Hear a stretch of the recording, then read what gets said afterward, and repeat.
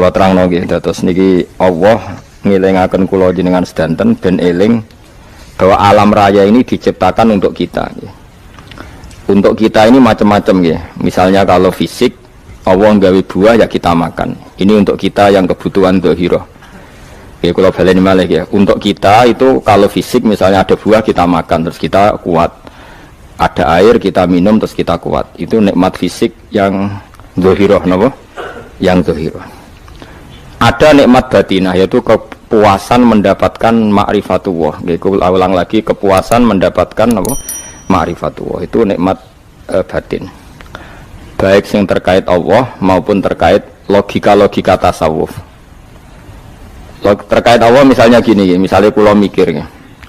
Kula nu bolak-balik matur niki, berkali-kali di tempat ngaji ini. Mugi-mugi jenengan eling mboten gadah masalah ingatan ini eling-eling. Eling-eling tenan. Wong nak soleh, ya soleh, soleh. Cek soleh mulai cilik, cek soleh dadakan terus husnul khotimah. Pokoknya napa? Soleh. Niku nak mati, niku bumi ku nangis. Nangise bumi ku kekurangan utawi kalong wong sing sujud ning ndekne. Ya Allah Gusti, biasanya wonten tiyang niku sujud teng nggen kula, dia berperilaku baik teng nggen kula, sakniki tiyang niku pun jenengan ambil, nangis bumi. Sakniki sing urip arek bedua-bedua, damel narkoba, damel ngefly, damel macam-macam lah. Itu nangis bumi. Langit seweneng. Seweneng.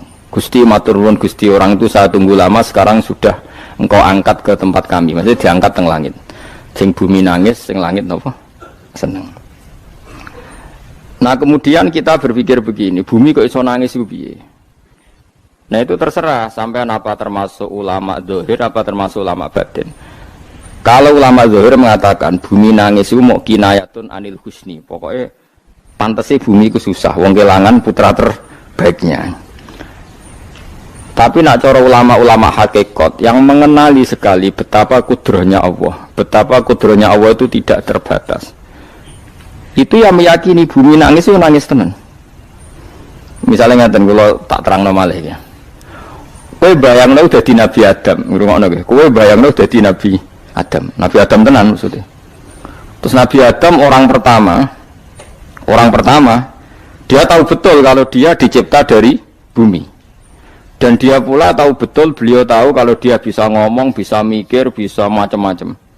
Terus indukannya beliau itu bumi. Mesti pikiran Nabi Adam, jangan-jangan bumi ini juga bisa berpikir kayak saya. Ini kan materi saya, karena saya dari bumi ini bisa ngomong, bisa melihat macam-macam. Terus bedanya apa manusa mbek napa? Umpama kowe dadi nabi napa? Adam. Orang yang dekat sekali, qoribu ahdin, dekat sekali dengan kesaksian kudroh Allah. Gini ku dekne roh nak materi ini ke bumi dan dia orang pertama yang urung lali kamu nih. Tapi ketika sudah ribuan orang, mungkin jutaan orang, lali. Seakan-akan bumi itu tidak jenis dari kita. Bumi adalah hal yang berbeda dengan kita. Kita manusia berakal, bumi itu benda mati. Terus kowe katut wong goblok-goblok, bumi itu benda mati. Sajane ya rada kriminal wong Islam muni bumi itu benda mati. Enggak bisa berpikir hanya manusia. Itu kengawuran-kengawuran yang kita ciptakan sendiri, kita wariskan turun-temurun. Umpama kowe iku dadi ulama, ngomong ngono iku isin. Bumi kok nyekseni kowe sujud, banyu nyekseni mbok pangan, mbok ombe kanggo sujud. Semua itu bersaksi tentang kita. Lah nek sampean tanglet kula, cara melogika gimana? Begini, tak wari cara gampang-gampangan nggih. Tawarai tauhid sing kasyaf. Tauhid ini yang dawuh Sayyidina Ali lau kusifal khoto umastatu yakinan. Umpama somben tutup-tutup iku dibuka, akulah imanku ora tambah mbek pangeran. Karena tren dunia dan akhirat sama. Zaman ning dunia ya Allah ala kulli saing kodin, kok zaman ning akhirat ya Allah ala kulli saing. Cara Sayyidina Ali, somben aku wis matilah imanku ora tambah, meskipun aku ora swarga neraka. Lah kena napa? Ndak padha wae, ning dunia ya pertunjukan kudratullah, ning akhirat ya pertunjukan kudratullah. Jadi pikirannya Sayyidina Ali seperti itu. Saya kan lahir misalnya tahun 1970. Berarti mulai Nabi Adam itu saya kan nggak ada. Ngerti-ngerti ada. Saya mengira waktu zaman tidak ada itu panjang apa cepat? Cepat, karena kita tidak melalui itu. Ujuk-ujuk. Wujud. Kadang kalau mati ya wedi kan. mau mati jebule kiamat 1 juta tahun kasih apa nang kuburan. Maksud di Khalillah lho. Makanya aku ora roh, tak tinggal turu sakmono kan yo nglilir. Nang nglilir terus nanti terus. Apa mlaku-mlaku nang donya apa piye nak turu ya kok ngani ngoyo turu kok ribuan tahun lintas. Terus ya apa jajal? Sampeyan tak takoki, misale sampeyan ning kuburan iku apa? Apa ngadepi mukan nakil tukaran terus itu keselen tukaran kok nopo ratusan ribu mungkin. Nah terus kita dilatih kata Sayyidina Ali gampang latihan seperti kata Sayyidina Ali apa gampang udah menjadi wong alim. Pada akhirnya kita ini aku zaman urip yo ora roh karepe ngerti-ngerti urip mati yo ora roh karepe pas mati sampean petangin nah yo ora roh karepe pokoke wa mata sauna illa ya syawah. Makanya masyhur itu dia ketemu orang ateis. Dia orang ateis itu anti Tuhan, anti Tuhan pokoknya. Dia ditanya, lalu kamu hidup itu karena siapa? Ya gak tahu hidup. Lalu kamu mati yang menentukan siapa? Ya gak tahu kalau tahu mati. Ya berarti Anda gak bisa menentukan diri kamu sendiri. Akhirnya dia taslim. Ya ada yang menentukan. Lah ya ada yang menentukan itu dalam Islam disebut apa? Allah. Disebut kalimatu haqqin alaiha nahya wa alaiha namut. Jadi kalau maknani itu kalimat yang benar-benar nyata, yang karena kalimat itu pula kita mendapat kehidupan, yang karena kalimat itu pula kita mati, yang karena kalimat itu pula kita akan bangkit lagi. Itu yang makna hakikat. Tapi kalau makna syariat nggak begitu. Kalau makna syariat begini, dan ini benar juga. Mengenai ada di ulama, ciri utama ulama itu jami'ul bayan. Dia kalau menjelaskan itu indah sekali dan orang pasti taslim. Sama saya tak warai tenan. Sama kan biasa wiridan la ilaha illallah kan biasa, mulai mimpin tahlil sampai kepeksa mergo do tahlil melok, sampai sing darani bid'ah akhirnya ya melok tanggane napa? Tahlil. Semuanya wale. Kata Ibnul Qayyim Al-Jauziyah dalam kitab Zadul Ma'ad. Kitab Zadul Ma'ad itu kitab kesayangannya Sayyid Abdul Al-Haddad. Sayyid Abdul Al-Haddad itu pengarang kitab Zadul Ma'ad. Padahal kitab ini dikarang oleh muridnya Ibnu Taimiyah. Abdul Al-Haddad itu gak seneng Ibnu Taimiyah tapi seneng muridnya. Jadi di sini ulama ya demokratis. Gak seneng gurunya tapi seneng. Saja nih Ibnu Taimiyah itu orang baik. Ya ulama top ya baik, ya waras top. Tapi ngerti-ngerti Wahabi itu identik dengan Ibnu Taimiyah. Akhirnya ulama ahli sunnah penyebut itu terus izin. Mulane kiai-kiai ra ono sing dalil kok Ibnu Taimiyah mergo dicap Wahabi. Padahal Ibnu Taimiyah wong alim. Di kitab-kitab kita termasuk Syekh Muhammad Piyambak anaknya Ibnu Taimiyah qala Syekhul Islam loh qala. Tapi kan ini sudah milik Wahabi sehingga kita ini terus akhirnya gak gelem nyebut. Ya jadi kitab koyo dalil fastabiqul khairat iki apa par iki dadi dalil yo dhewe-dhewe. Wah parah tenan wong-wong.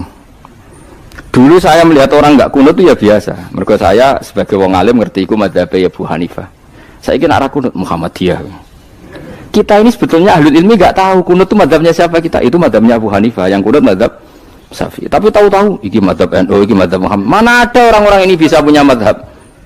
Ngalime sepiro nganti dadi napa? Madzhab. Tapi wis dadi bahasa, wis dadi napa? Sekuwajo kabeh sene. Mas repot-repot. Tak warai iki. Sampeyan ben nglafadzno la ilaha illallah iku keren ya, keren tenan mboten keren-keren. Ngendikane Ibnu Qayyim Al-Jauziyah itu gini. Min asliha khuliqatil jannah wa min asliha khuliqatin nar. Terus wa min asliha khuliqatid dunya wa min asliha buisatir rasul wa min asliha qatalar rasul. Wah, terus sampai sekarang saya tak bedai. Surga itu kan digawe kelas VIP. VIP mewah. Terus jari rugane widadari dulu kan nak wingi sebut. Pira 70. 70. Wahyu kabeh ora ono sing kriting, wahyu kabeh. Wahyu kabeh terus gak tahu delok wong liya. Kadang bojo kita wis elek jek delok. Oh iya, widadari sifatnya maksuratun fil khiyam. Jadi gak tahu keluyuran ning ndi. Wahyu kabeh. Lek surga yang semewah itu selek itu ya bagi mereka sing nglafatno atau yang menerima la ilaha illallah. Neraka sekarang dibikin sedalam itu.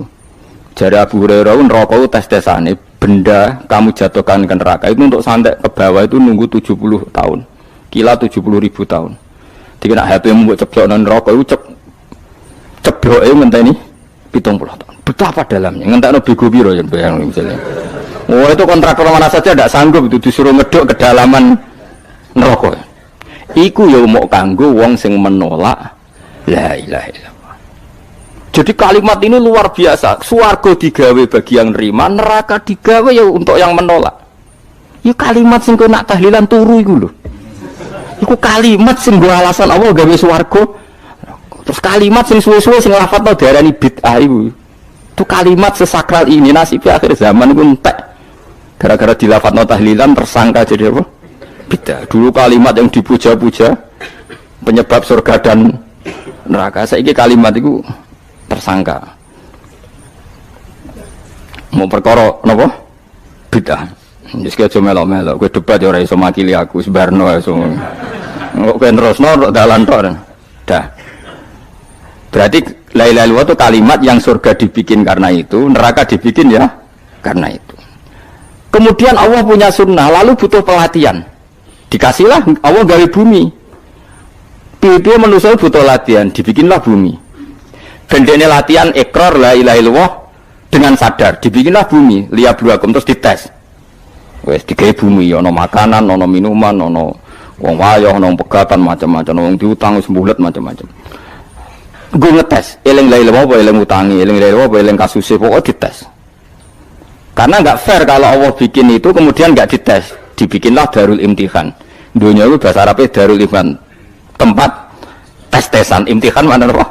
Tes, liyabluwakum, diuji. Wes diuji kita hidup.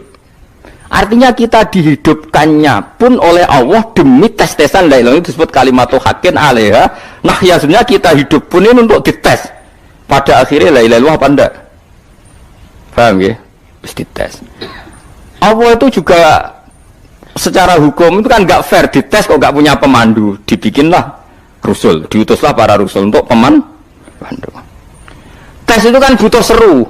Mak pemandu tok ora ono musuhe kan enggak seru. Dibikinlah setan. Sadane sebagian kita sudah setan tapi ini ben seru. Lho ndak setan kan minal jinnati wanas, rumang samu setanu sopo. Baik setan minal jinnati wanas. Jadi kena muni auzubillahi minasyaitonir rajim, terjemahnya berlindung Allah dari saya sendiri ya Allah itu. Lu itu kalau lama dulu biasa auzubillahi min syururi anfusina wa min sayyiati a'malina. Sebenarnya kita berlindung hanya dari setan yang jauh, iblis itu enggak. Ya setan diri kamu sendiri, min syururi anfusina, dari kejelekan diri kita. Ngomongnya do ujug, soalnya setan tuh makhluk gaib sing piye. Lah kowe iku sapa? Nganti kowe maksiat terus mergo akrab klop, roh mbek setan klop. Mulane terus maksiat. Dah. Allah ngutus pemandu yang ngecul setan ben fair. Napa? Fair. Jadi semua darul ibtila ini juga demi kalimat. Nah, makanya disebut kalimatu haqqin sing 'alaiha nahya. Kita hidup ya demi mendapatkan kalimat itu. Kita mati nanti ya demi kalimat itu, artinya mati ke neraka ya karena kalimat itu kita menolak atau mengabaikan, masuk surga ya karena kalimat itu kita hormat, kita benar dalam memperlakukan kalimat itu. Berarti 'alaiha nahya wa 'alaiha nam. Terus wa 'alaiha nub'as karuan, kalau kamu termasuk minal aminin ya nub'as minas solihin, kalau minal kafirin ya nub'as minal zalimin. Tapi semua desain dunia ini hanya demi kalimat la ilaha illallah Muhammadur Rasulullah. Nah ini kan penting. Bagaimana mungkin kemudian kalimat sesakral ini, sehebat ini, kemudian ada orang tahlil kamu tidur? Kok iso? Kalau janggal kok iso wong turu? Misalnya kayak mangkel, kalau mangkel sing mimpin Gus, wira barbar. Bagaimana mungkin kalimat yang menyelamatkan Anda kemudian Anda anggap problem? Elek gak?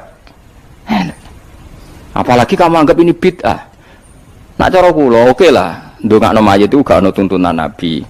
Tahlilan gak ono tuntunan. Tapi wis muni tok kono tok. Artinya menduk kono tok ora usah nyerang kalimah, enak kalimah tetap kalimah thayyibah. Soal kowe ora seneng sing tahlil, mergo tiga profesi lah iku wonge wae gedhinge aja geman. Ya saya misalnya, saya kadang enggak cocok sama mubalek karena kadang profesi. Tapi saya tidak pernah anti pengajian, bagaimanapun itu membawa syiar Islam. Tapi kalau mubalek kadang ora seneng, kadang takok entuk piro. Bareng sangone sithik, kok sumpah mek transportasi ini. Lah ngono kok mbok senengi ku piye? Tapi kita terus gedeng keliru, itu sungguh syiar Islam. Mana ada pengajian didengar orang banyak tanpa mubalek? Gak iso. Ini iso melepukno barang-barang ra penting dadi penting iso. Lah cara guruku teng sareng ngapain melepuk kanggo panggung barang perkara. Tapi kadang ya benar.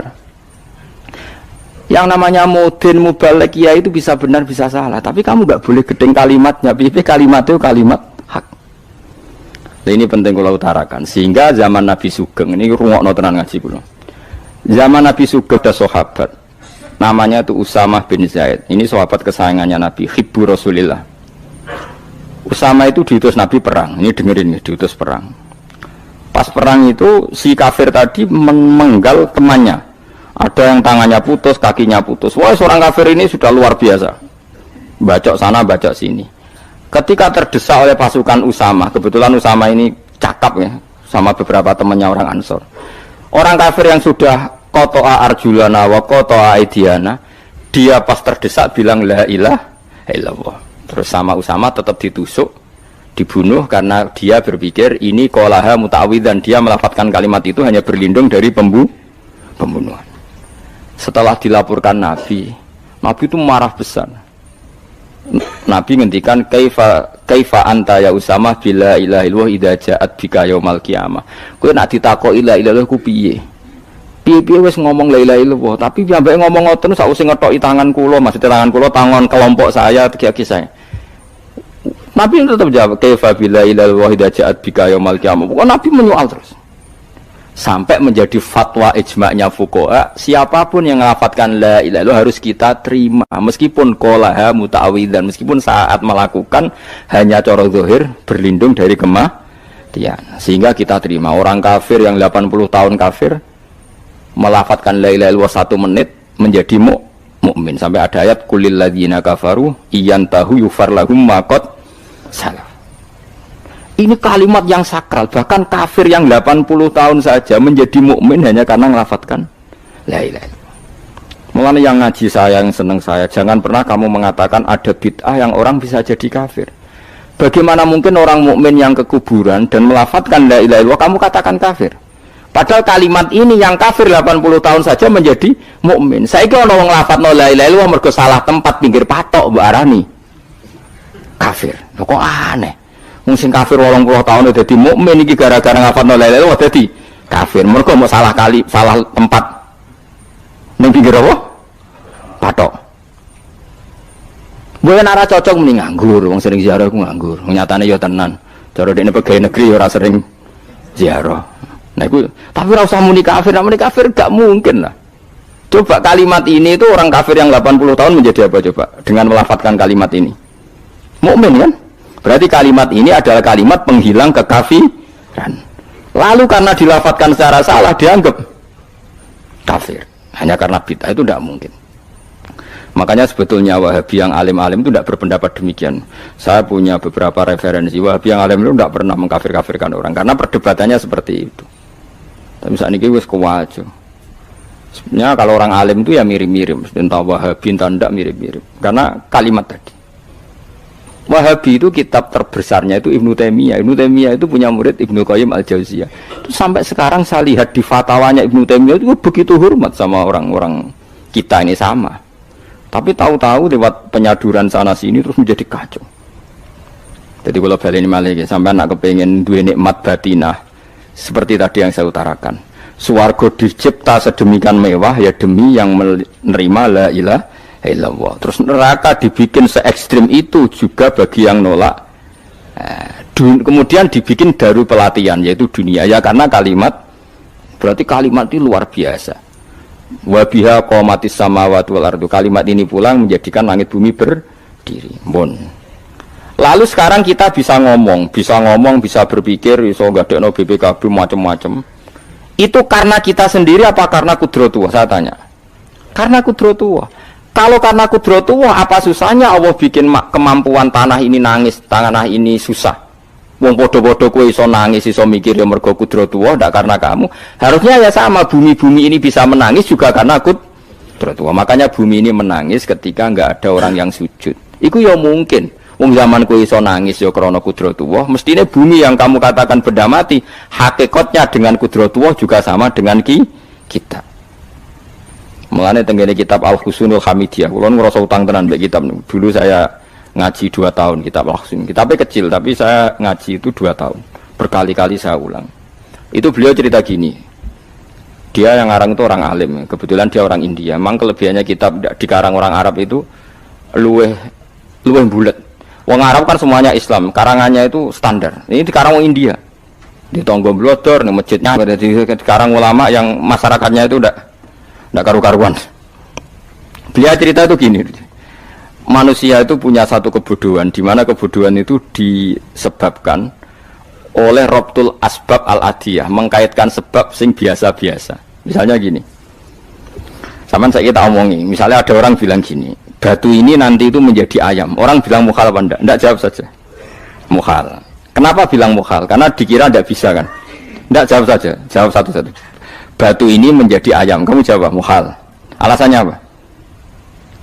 Alasannya enggak mungkin terjadi apa kamu enggak bisa? Sebetulnya karena kamu enggak bisa. Udah. Lau ukhbiro dzakar rajul. Andai kan orang itu kamu kasih tahu, klungsu ini biji asem itu, biji pohon asem itu. Nanti yang kecil ini suatu saat besar. Setelah besar buahnya banyak, tambah besar, tambah besar. Terus orang bilang mungkin. Ketika bilang mungkin itu karena dia bisa apa hanya karena menyaksikan berkali-kali ada kejadian nak klungsu ditandur, iku iso dadi gede. Coba sama jawab.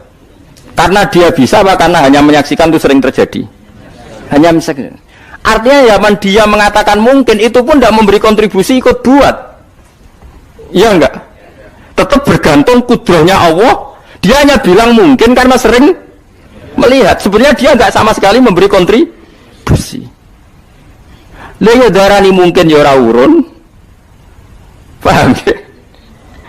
Lalu kenapa dia kecangkeman terus muni wong wis mati dadi lemah gak mungkin dadi manusa meneh. Lho zaman dadi manusa sing wis ngene iki kok mani dene lara melok gawe. Terus muni mungkin mergo sering terjadi, sering roh, sering bersaksi. Berarti sebetulnya manusia itu pakai ukuran dia mampu tidak mampu apa pakai ukuran bersaksi melihat? Bersaksi. Nah ini kan problem kita sebagai manusia itu problem. Mulane disebut wa kanal insanu dzaluman jahula wis goblok aja-aja. Mergo manusia itu nak wis goblok aja-aja. Makanya saya kemarin diminta ngisi di pondok kajen.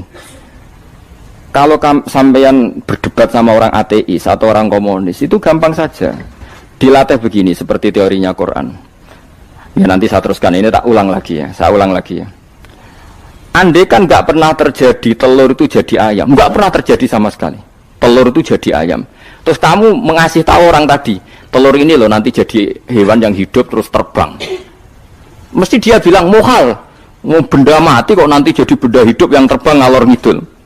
Berhubung sering terjadi dan dia pun tidak ikut bikin, bilang mungkin. Paham ya? Saya ulang lagi ya. Berarti dia bilang mungkin karena sering apa? Terjadi dan dia lihat. Andai kan pertama kali nggak ada telur sama sekali yang jadi ayam, terus pengalaman pertama di dunia belum pernah terjadi. Kamu kasih tahu telur ini nanti jadi ayam terus terbang. Orang ini bilang muhal enggak? Muhal. Berhubung sering terjadi bilang enggak? Nah berarti kita nanti bangkit dari kubur gampang saja bagi Allah. Cuma belum pernah terjadi kamu mengatakan muhal. Nah makanya otak kita harus dibenahi. Makanya jogeman percaya yang pernah kita lihat, yang sering kita lihat. Percayalah dengan akal, tapi akal waras loh. Para waras itu serempet tatanannya wangil. Makanya Islam itu melatih. Kul falillahil hujjatul balighah. Misalnya begini ya, dulu kalau Gerwani atau PKI atau siapa sajalah, itu kalau melatih anak-anak TK, makanya seorang ulama harus punya kecakapan penjelasan ibanatul ahkam. Itu anak-anak kecil dilatih. Anak-anak kamu terpejam, mintalah manisan sama Allah. Ya Allah saya minta manisan, saya minta permen. Terus disuruh buka, dapat enggak anak-anak? Enggak dapat bu. Wah berarti Allah enggak ada. Sekarang minta sama bu guru. Bu guru kami minta permen dikasih. Berarti yang ada bu guru bukan Tuhan gitu.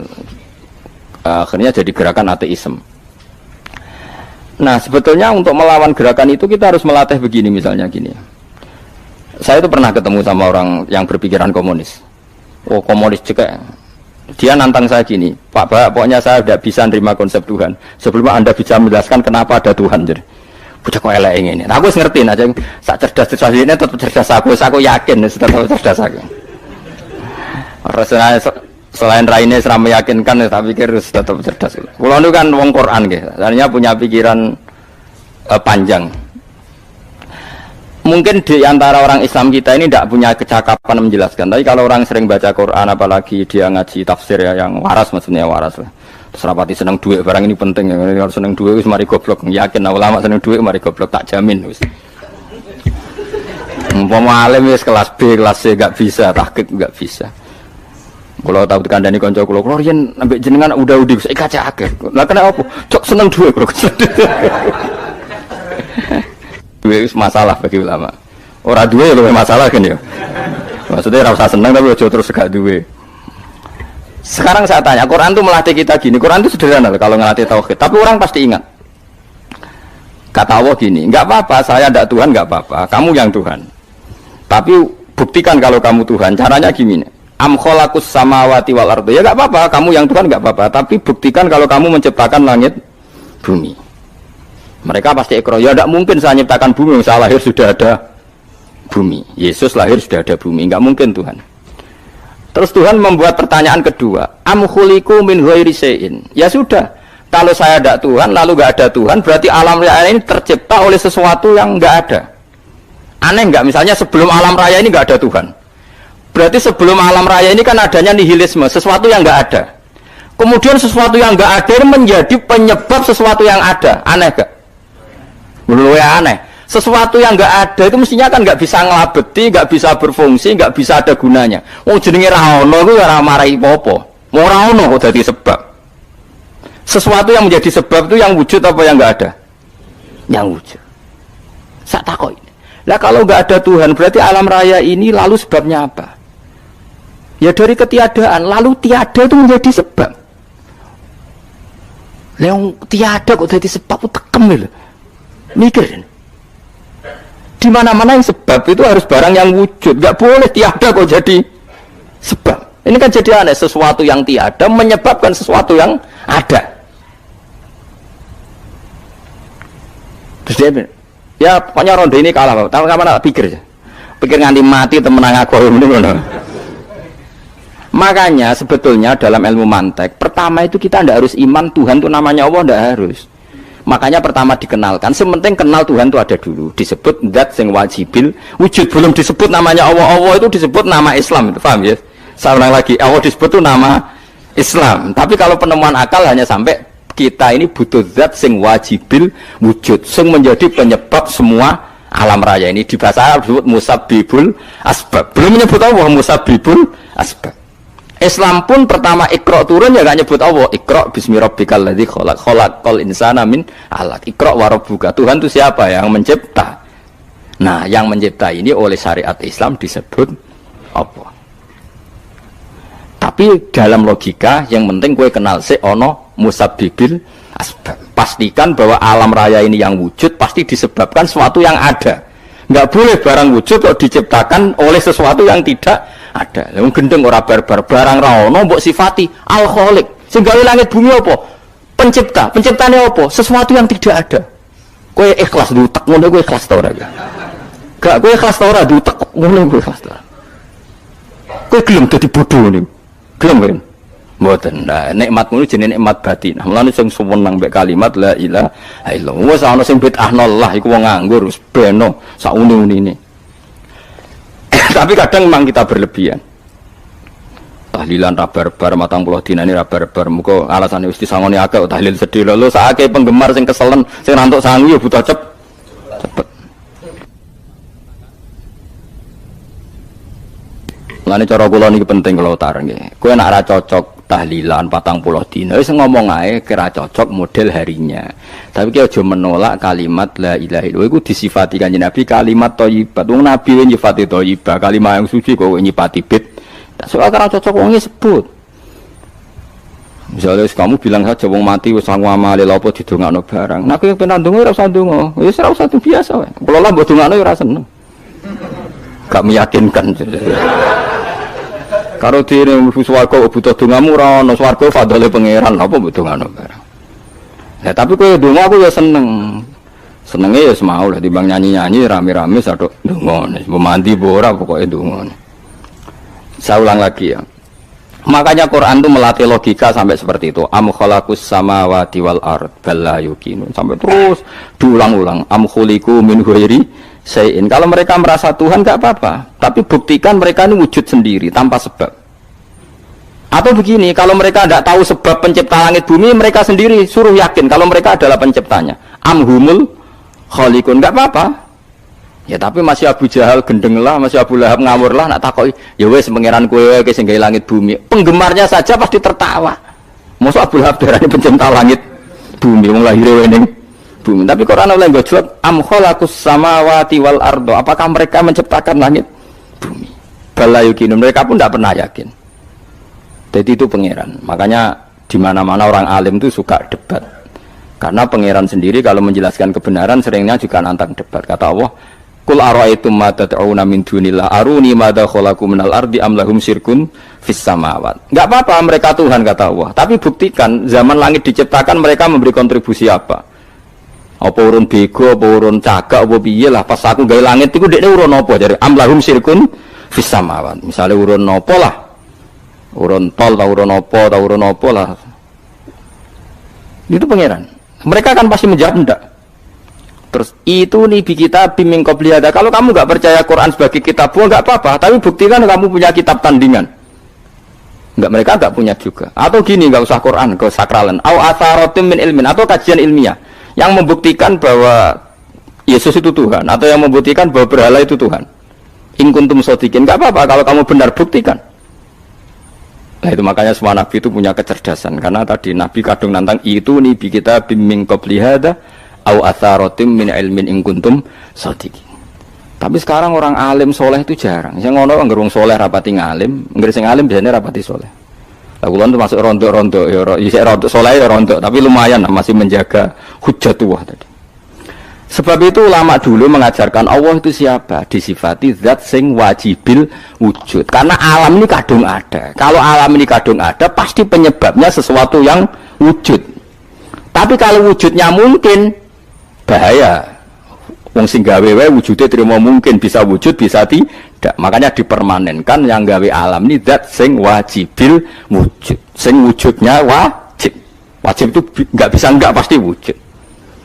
Nah, terus kita kenal itu namanya khaliq, itu musabbibil asbab, itu khaliqul asya. Lalu oleh Islam zat yang demikian itu disebut Allah.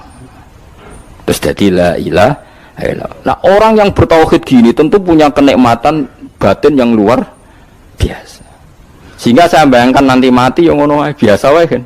Gusti zaman kula teng donya ora melok ngatur oksigen, ngatur nyawa, apa mati ndak ra ngoten. Mulane jare Siti Ali, jenengan jenengan nak mati tambah pinter apa biasa? Ya biasa wae. Ning bumi yo ndelok kudrohe Allah, kok ning akhirat ndak ra padha wae ndelok kudrohe Allah. Mulane beliau masyhur guyonan beliau, lauku sifal ghata mastatu yakinan. So ben aku nek mukasafah ning akhirat imanku yo ora tambah, ya biasa wae, standar-standar wae. Maksudnya kue ning dunya ujung-ujungnya paling pokok ya menyaksikan kudratullah. So ben ning akhirat ujung-ujungnya paling pokok ya delok kudratullah. Ning dunya saiki Allah ya matlubi sing kita cari. So ben ning akhirat ya Allah matlubi. Paham ya? Artinya hukum dunia dan akhirat itu sama. Kita di dunia golek ridhane Allah, ning akhirat ya golek napa? Ridhane Allah.